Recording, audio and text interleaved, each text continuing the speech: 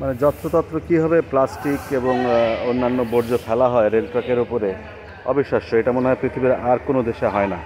আমি চায়নায় high speed bullet ট্রেনে উঠেছিলাম, সেটা তোমার সৌভাগ্য হয়েছিল। এত ফিটফাট, এত ঝকঝকে চকচকে, অবিশ্বাস্য।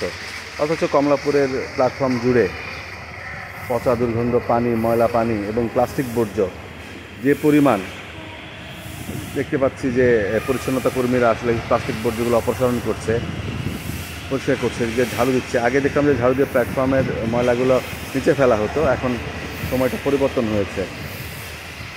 তো তবে সামনে একটা ট্রেন আসছে, এই ট্র্যাকেই ঢুকবে।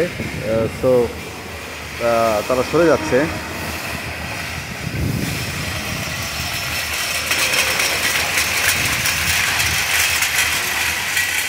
ট্রলি নিয়ে কুলিরা হাজির, কারণ ট্রেন থামবে, ট্রেন দাঁড়াবে।